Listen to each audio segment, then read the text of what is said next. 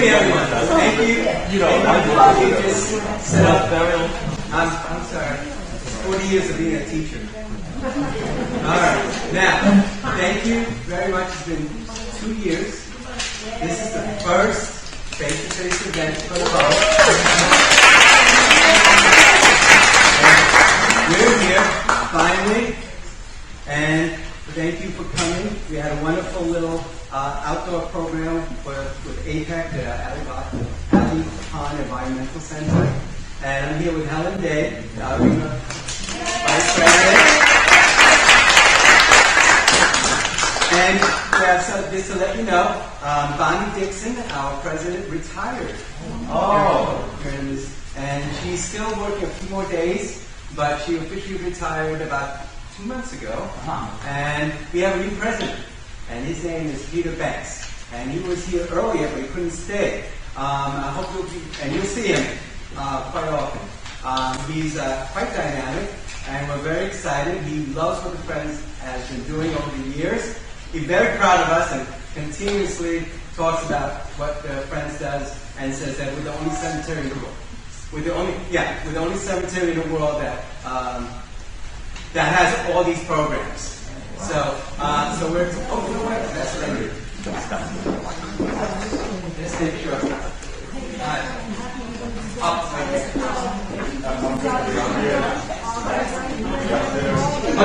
All right. So we are very excited again to start. And for Earth Day, this is our first event, and we have so many events. Please sign up with the membership because we will send you all the programs. We're booked for the next 4 months. I don't have a life for weekends anymore because every weekend, and we're starting Sundays. Peter has allowed us to open the building on Sundays for certain concerts. So we are very excited by that. So there are a few starting, and Murder Mystery, I think, is coming back. So we're glad to be back. So we have a number of things going on. So without further ado, I want to present our first performer for this, a duo for our first concert, opening up the center again. We have a program here. We have soprano conservationist Linda Lane Smith here with us today, and she has a wonderful presentation. And accompanying her is Naoko Ata. And you've heard me up before with Mara Pacific when she had her concert, and she's coming back again as well. So a warm welcome for Linda Lane Smith.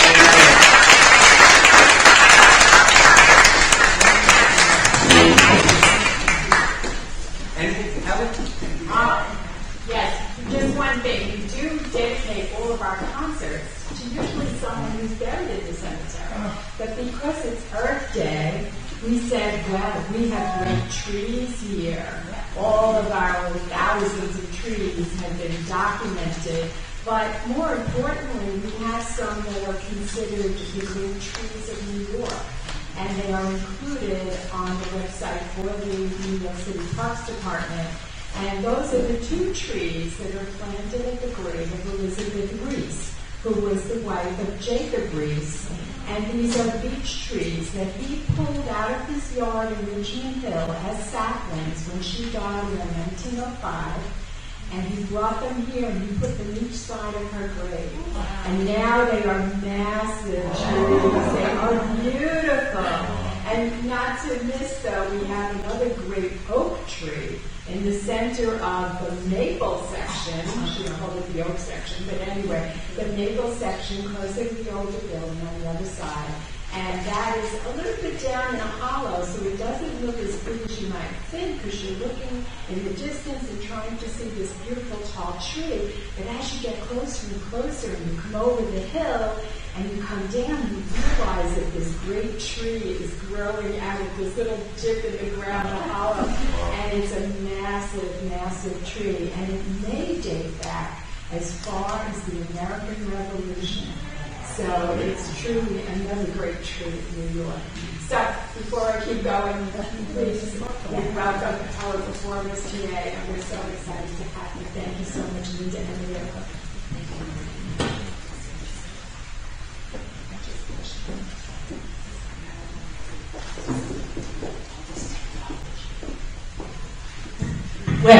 Good afternoon. We have some little saplings here, don't we? Little seedlings.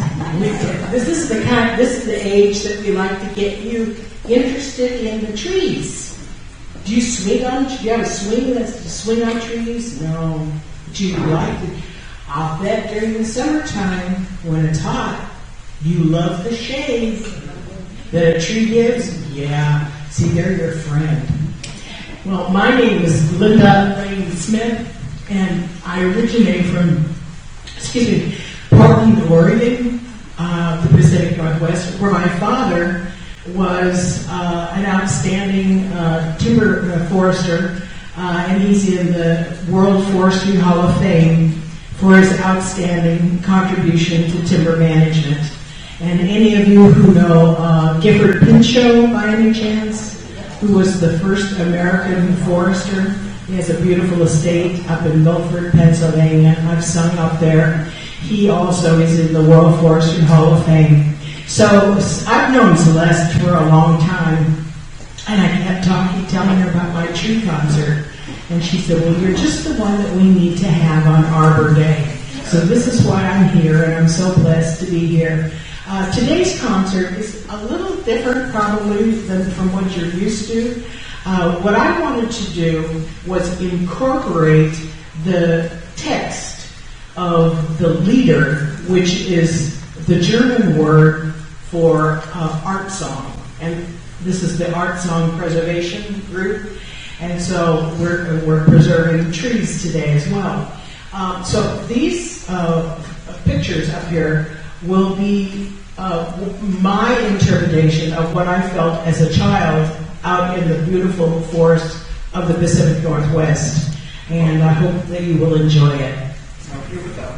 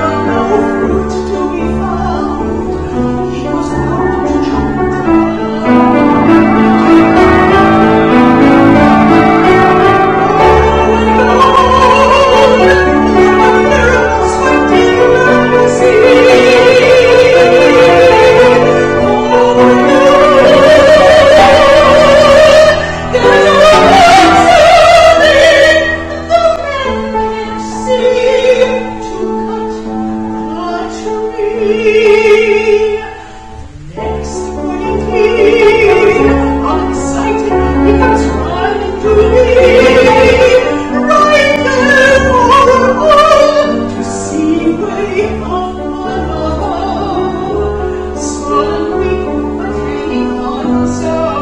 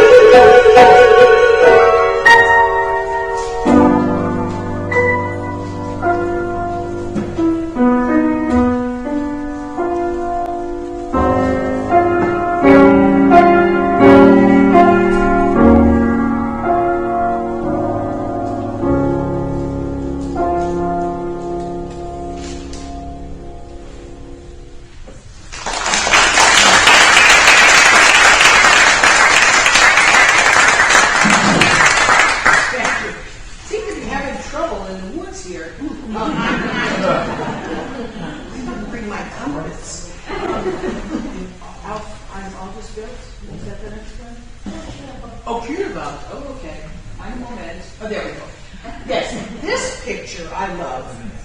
Because this reminds me of the forests we have in Oregon, the Pacific Northwest. These are Douglas fir trees, and they're approximately 30 inches in diameter. And through my study and through Yale School of Forestry that I checked this information with, a tree this size will transpire, we perspire, a tree transpires 50 to 60 barrels of water a day. Do you know how many gallons are in a barrel? 55 gallons to a barrel. So a tree this size, just one tree, will give off over 3,000 gallons of water a day. 3,000 gallons.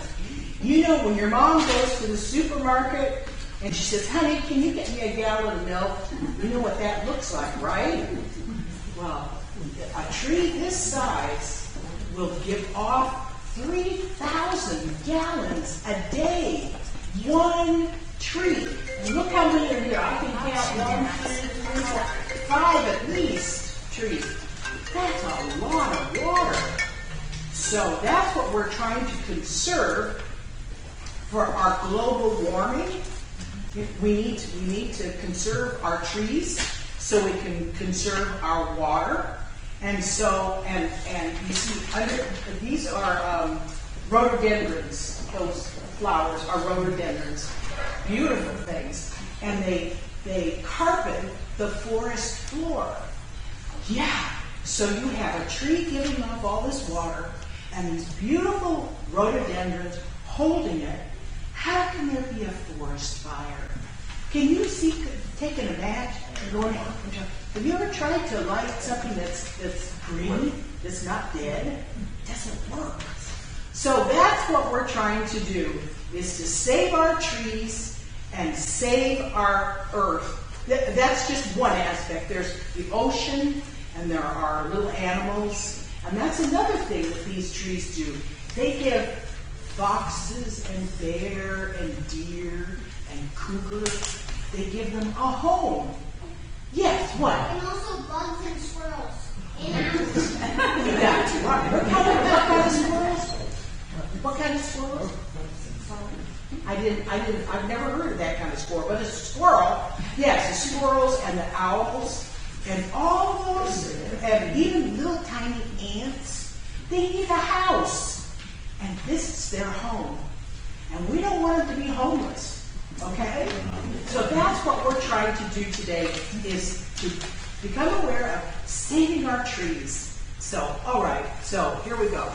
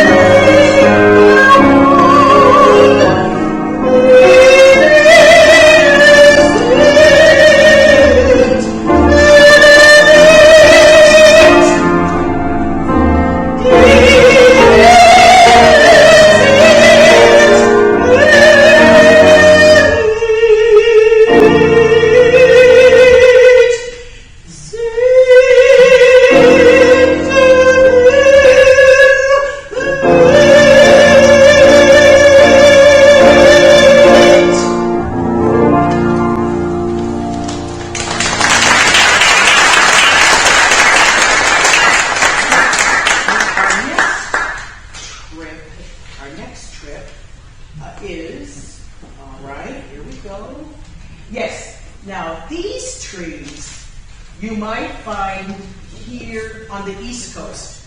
Why do I say that? Because of the underbrush. The underbrush is what we call the forest floor. Like this is a floor. This is the forest floor under a tree. And in Oregon, it's much more abundant. And it's sort of hard for the loggers and foresters to get through it. They don't like it too much. But here, you don't have that problem of getting through the underbrush.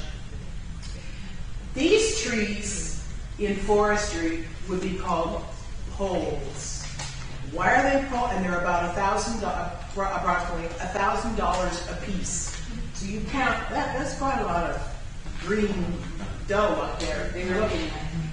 They call them poles because they don't have branches. Branches create knot holes. You know, you see in plywood, you see the knot holes. and it makes it weak, so they don't want it for housing or places that they need strength. These can be used for telephone poles, anything that is sturdy and strong. And that's why this is the premium tree that you want to see in your forests. You might deduce that my father had forest lands, and I learned all this with him through walking through forest. And he used to love to say, "You can have your cake and eat it too." And I used to say, "Oh, that's fine with me, Dad. That's great with me." In a timber stand of this size, you could buy it, and it would return if you harvest it with selective thinning. It would yield to the owner 14% on their investment. So that means you buy it, and within a year or 2 or 3, you've got your investment back without touching the capital. Nice. And every year you just take a little, and you could put your kids through college on that. You could take European cruises on that, and you can still come back and have a beautiful forest to go have a picnic. So, and this one is, I like this one because it talks about Christ on the lap of the Virgin Mary. And in this one says to me, this is what God was looking at. Oh my gosh, these beautiful trees. And then all of a sudden, it dawns on him that this is the wood on which he's going to be crucified. And at least it's the top of the line of timber. Let's give him something there. But that's what this picture says to me.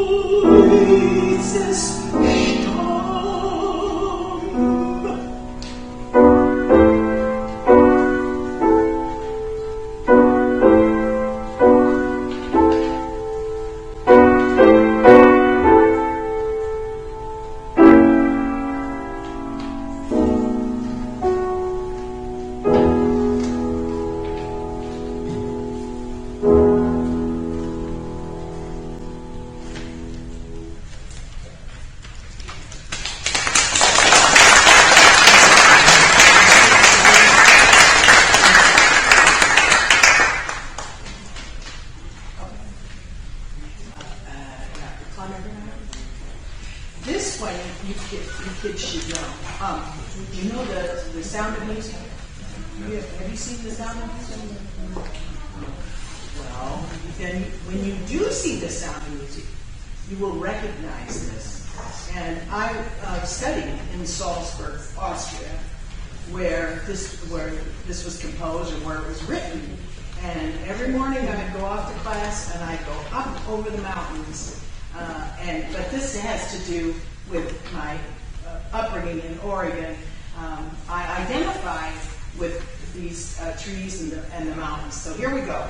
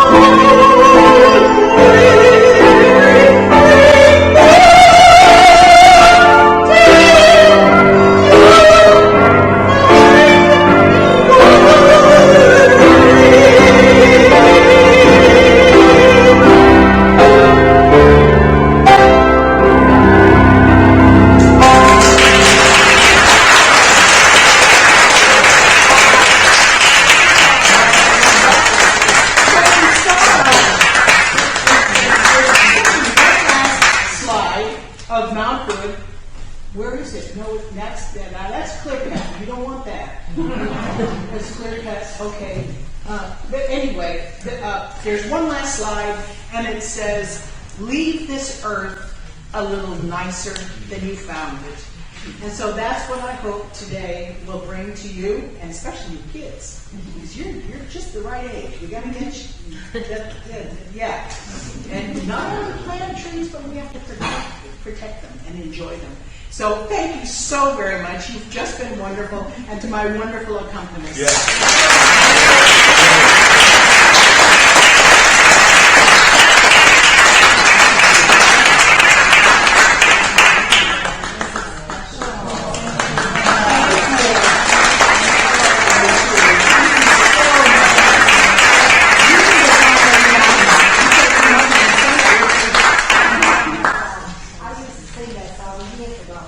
I thought you've got the face of a singer.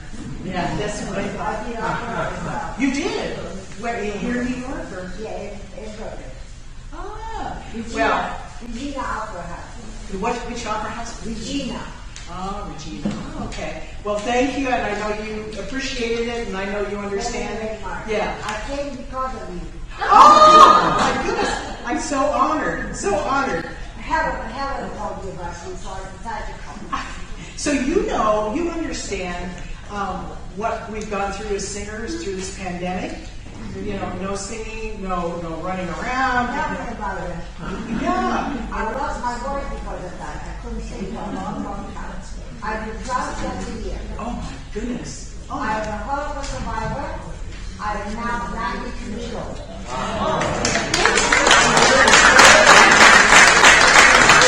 There must be in the water because you look great.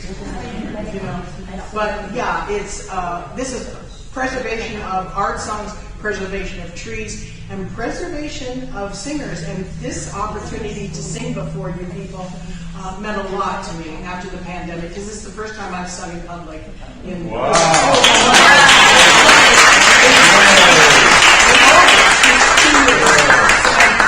when you're in a race, you go, oh yeah, I need to do that a little more. So I do thank you. God bless you.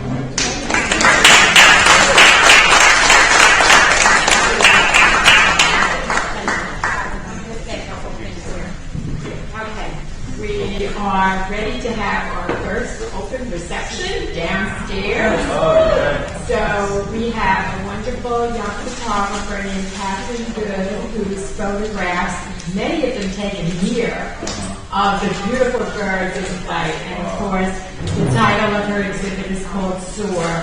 And she will be downstairs too to meet and greet and answer any questions, but just to be there and to hear you express your thanks and opinions about her lovely, lovely photos. We're so glad to present Queens artists in our gallery downstairs. We're probably the only cemetery that has an art gallery, so we like to show it off. And we have a lineup of a number of other photographers and artists coming up over the next few months. And we're trying something new, and we're trying to switch off every month. A little tedious, but we're getting there. So we'll have quite an opportunity for you to see different works of art, whether it be photographs again, which could be for May. We'll have a photographer, and we just hooked up with another photographer in June from Forest Hills, and who hasn't been here before.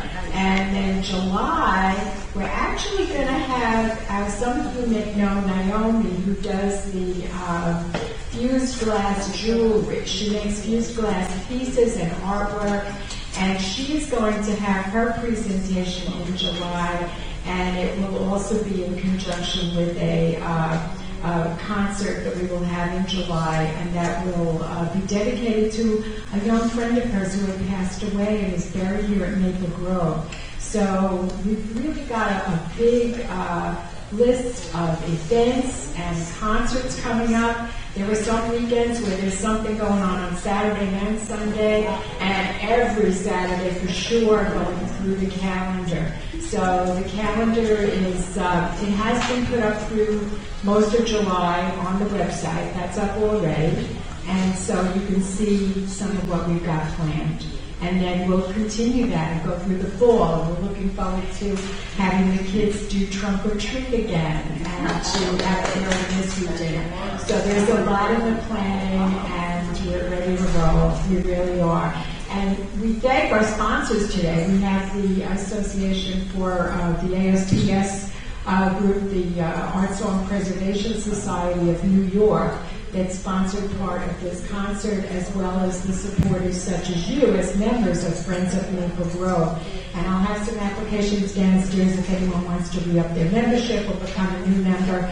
Every dollar of support is very important to us. We really scrape the barrel to make sure, because even when we were doing virtual stuff, we had to pay somebody to video that and pay for rehearsal space and pay for some of the stuff to go online. So it's not all as free as you might think. So your support means a heck of a lot.